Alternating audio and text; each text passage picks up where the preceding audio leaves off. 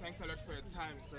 You've been saying that the state's case is weak in this matter, and you've been brought here for nothing. How do you feel now? You're almost there. Well, it was very disappointing that the state had to surrender to the pressure of the AfriForum. The state must always act independently and must not be biased and should never favor especially racist organizations like AfriForum.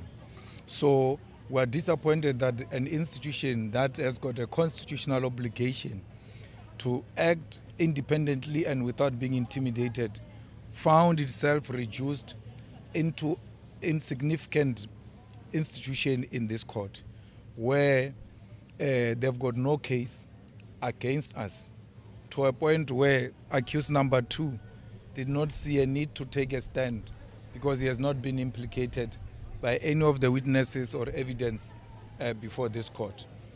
But when we joined the struggle, we knew this is part of the journey we're going to travel. We're not complaining. We got an opportunity to present our side of the story, and we hope that the court will arrive at a proper conclusion. And you were quite bold in saying that the AfriForum is after you, after your family, after your dignity. Why? Why do you think they're after you? The AfriForum is threatened by anyone who's advocating for a seat on the table for African people. Once you advocate the struggle for Africans to be equal to the white man, you become the enemy of AfriForum, whose interest is to defend and protect white privilege. And that's why at every turn, when they get an opportunity to discredit the leadership of the EFF, they do so even when they've got no evidence. So the court should have known them for who they are and refused to prosecute, and they've got a right to privately prosecute us, which then becomes a cost on both sides. We have had to waste a lot of money coming here for the lawyers. What if I had sold my house to get the best lawyers to represent me? My children will be on the streets on matters that, when properly canvassed before the court, a prosecutor should have said, I'm not going to prosecute on this matter. We brought Larry Mabunda, not now, during 174. The prosecutor said in his argument against 174 that had he known the facts he knows now about Larry Mabunda, he would have charged him. That was the end of the case. He did not charge him. It's too late to charge him. He should have just retreated from that case and abandoned the case if he was objective. But we are where we are because you can't persecute people without facts. And Mr. Mabunda is not persecuted still. Do you think? No, he's not prosecuted. Do you think this is the ways for the state to protect itself? Well, had they prosecuted Mabunda, there are a lot of questions they were asking us which Mabunda would have answered as to why the cartridge was found there, whether the firearm really arrived here or not. Because one of the things I remember about Mabunda is that it looks like we traveled in the same plane on that day, SAA, and it doesn't allow rifles SAA inside it. So there are a lot of, and for sure when they looked at those facts, they realized they were not going to pass the test with Mabunda. So then you charge Adrian because you assumed Adrian is the owner of the company. The facts, when get presented now, they actually exposed that he was not owning the company at the time. There was a person responsible for such licensing of those firearms.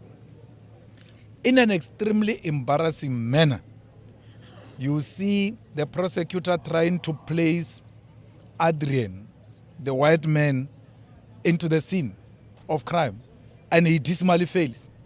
Because off camera, as we enter into the camera, it's me and Larry Mabunda following me.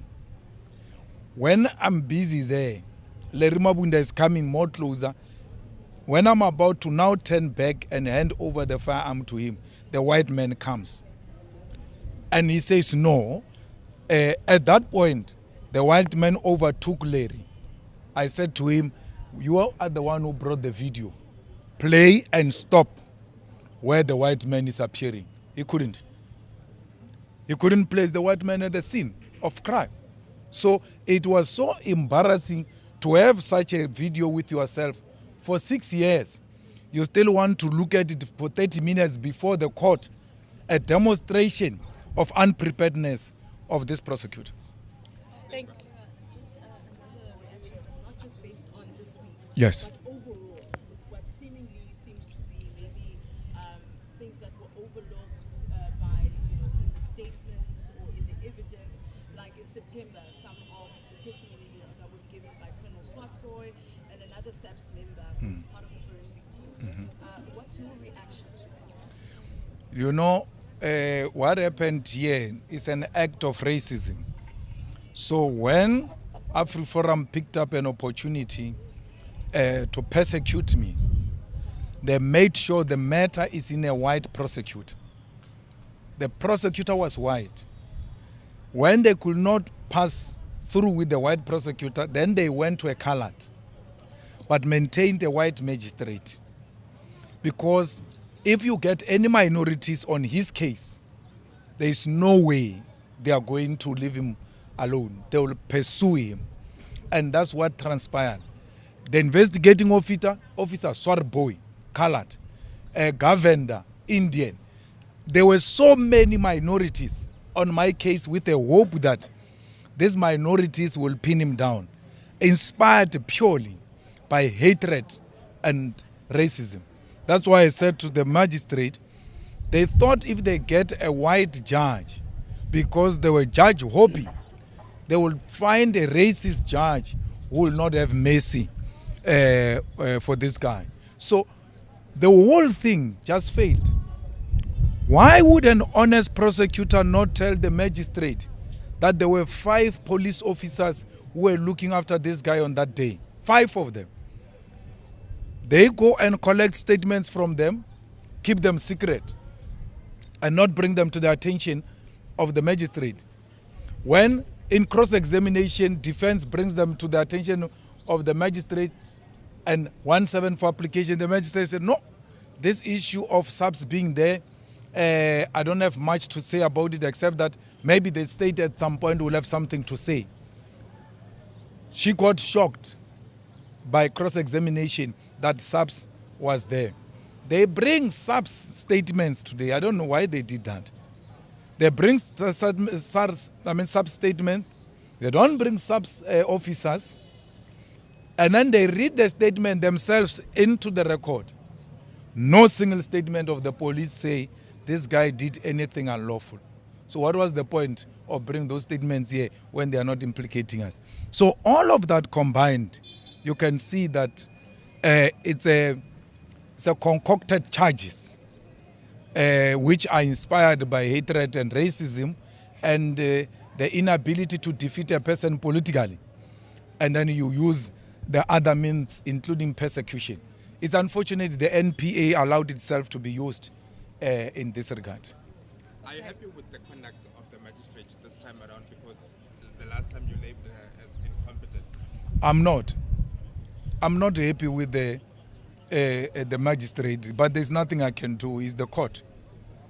You need to ask a question yourself as journalist. When ballistic expert of the police was brought before the same magistrate, the magistrate never asked the ballistic expert of the police whether he's got a signature of the peer review. When our ballistic expert was brought to the case, he was told he does not have a peer review signature. The magistrate asked the question, what must I take this evidence for in the absence of the peer review? Why didn't she ask that question to the ballistics of SAPS, which did not have the same peer review signature? So the same way she's going to view the SAPS ballistics report in the absence of ballistics is the same way she must view ours.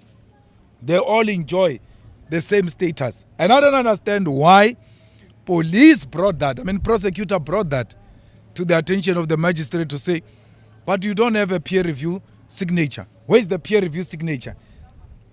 our advocate was good enough to point it to them and through our ballistics. Did their 9 ballistics report have a peer review signature? 2. No answer. They don't have signatures. This is the same magistrate. In a clever way, I told her today, I said the same court never asked the state ballistics whether they've got peer review, but you can ask ours as whether he's got a a peer review. And today I'm happy they call him an expert. Yesterday, had this not been exposed that they don't have a peer review signature, yesterday they wanted to disregard him and treat him as an entity who's not qualified expert because he does not have a peer review. Same magistrate.